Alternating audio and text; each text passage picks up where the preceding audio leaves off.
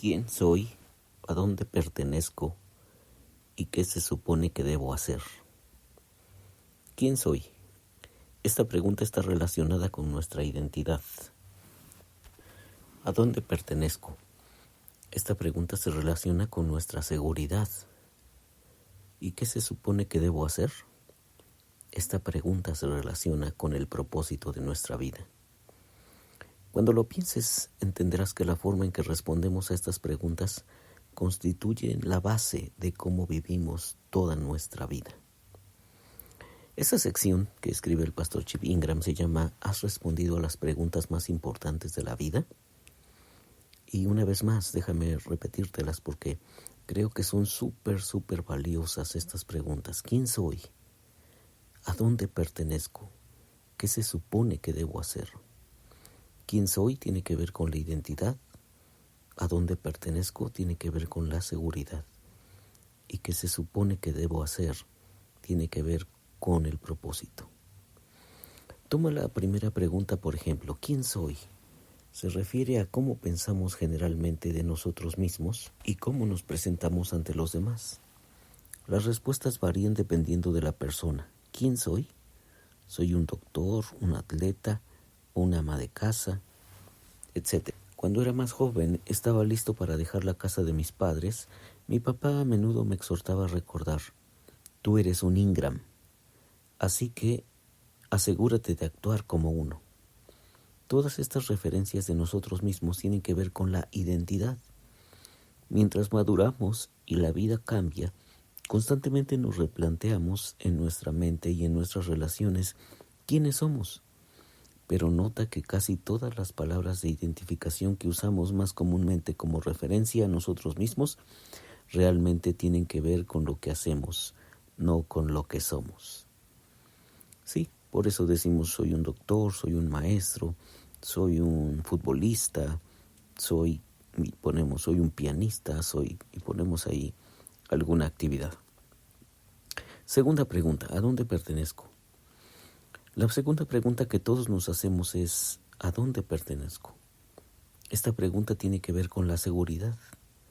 Desde el momento que comenzamos a caminar hasta cuando necesitamos un bastón, nos unimos a clubs, somos miembros de pandillas, nos hacemos tatuajes y compramos ropa de diseñadores que le comuniquen a otros a dónde pertenecemos. Cualquier sábado durante la temporada de fútbol hay banderas y calcomanías sobre los automóviles de toda Atlanta, orgullosamente proclamando la identidad de las personas a donde pertenece. Soy un bulldog de Georgia, entre comillas pone aquí el pastor, flameando banderas rojas, o un tigre de Auburn, con calcomanías colocadas sobre el cristal trasero, o pertenezco al Tisch Yellow Jacket de Georgia. Hombres adultos usan camisetas de fútbol o de béisbol de sus jugadores favoritos para demostrar su identidad con cierto equipo, mientras que mujeres de edad adulta gastan miles de dólares en carteras para mostrar el símbolo del diseñador que sugiere con su marca elegancia y riqueza. Todos estamos desesperados por pertenecer a algo y queremos que los demás sepan a qué familia, a cuál grupo, a cuál club social, cuál pandilla, cuál grupo político, cuál clase socioeconómica, cuál fraternidad o hermandad de mujeres, origen étnico o de qué iglesia somos parte para satisfacer nuestra necesidad de seguridad. La tercera pregunta, ¿qué se supone que debo hacer con mi vida?, se enfoca en el tema de la importancia. ¿Qué se supone que debo hacer con mi vida? ¿Por qué estoy en este planeta? Desde que somos niños hasta la edad adulta, nos preguntamos y nos contestamos esta pregunta. Filósofos, teólogos y religiones de todo tipo desarrollan diferentes respuestas a esta pregunta porque, de hecho, es la pregunta fundamental de la vida. Estas tres preguntas son la piedra angular de nuestra existencia. ¿Quién soy? ¿A dónde pertenezco? ¿Y qué se supone que debo hacer con mi vida? Desafortunadamente en nuestros días, la esclavitud a los medios de comunicación y al ruido de una vida que marcha rápidamente, continuamente ahogan el llanto de nuestra alma que quiere responder a estas tres preguntas fundamentales.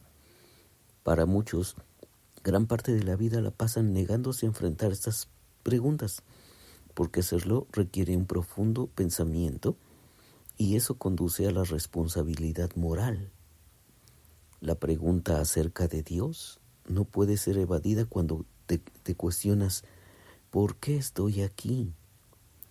Y aún aquellos de nosotros que profesamos un amor a Dios y una confianza en Cristo Jesús, a menudo pasamos por alto estas preguntas.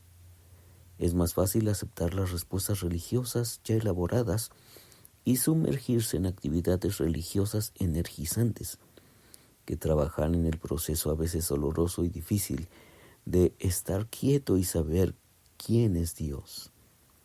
Pero la tranquilidad y la quietud son necesarias para que Dios te diga quién eres, por qué estás aquí y qué es lo que se supone que debes hacer. Ahora, ¿por qué es tan difícil responder estas tres preguntas? ¿Por qué las personas dan respuestas diferentes a estas preguntas? ¿Por qué la gente inteligente encuentra difícil descubrir quiénes son, a dónde pertenecen y qué es lo que se supone que tienen que hacer en la vida? Antes de responder estas preguntas, quiero pedirte que te unas a mí en un breve viaje hacia otro tiempo y hacia otro lugar, donde Dios específicamente revela por qué responder estas preguntas siempre será difícil y una fuente de confusión para nuestras relaciones personales y con nosotros mismos. La escena, dice el pastor Chip Ingram, es en el jardín de Edén, pero hay solo un problema: el pecado ha entrado en el mundo. La siguiente historia es el primer encuentro con Dios, de Dios con nuestros padres, después de que ellos intencionalmente desobedecieron su mandamiento.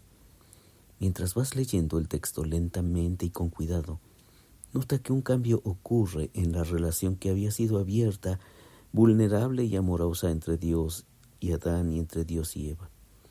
Además, observa la dinámica en la relación que el pecado trae entre el primer esposo y su esposa.